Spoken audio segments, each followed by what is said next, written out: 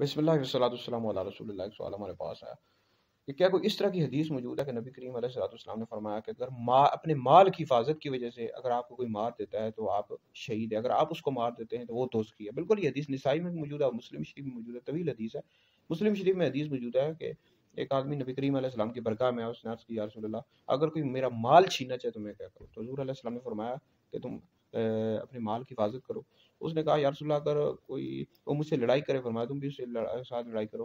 اس نے یا رسول اللہ اگر وہ مجھے قتل کرتے، فرمایا تم شہید ہو۔ اگر اس نے مجھے یا رسول اللہ اگر میں اس کو مار دوں، فرمایا وہ دوزخی ہے۔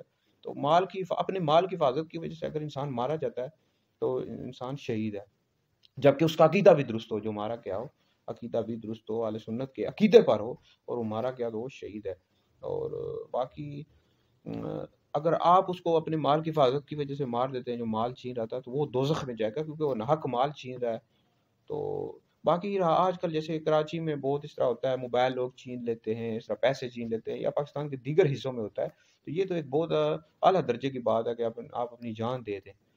تو لیکن یہ ہے کہ آج کل اگر کوئی آپ سے پیسے چھین رہا ہے یا موبائل چھین رہا ہے تو آپ اس کو دے دیں، کیونکہ آج کل لوگوں کے پاس پسٹل ہوتے ہیں، فوراً مار دیتے ہیں۔ کراچی میں کئی ایسے واقعات ہوتے ہیں، اگر عورتوں سے بیگ چھین لیتے ہیں یا موبائل چھین لیتے ہیں، اگر کوئی لوگ آگے سے نہ دیں تو ان کو مار بھی دیتے ہیں۔ تو اس میں احتیاط کرنی چاہیے، مال تو پھر آ جاتا ہے، تو لہٰذا اگر آپ سے کوئی چھین رہا ہے تو آپ اس کو موبائل دے دیں، پیسے دے دیں، تو جان کی حفاظت ضروری ہے، ٹھیک ہے جی۔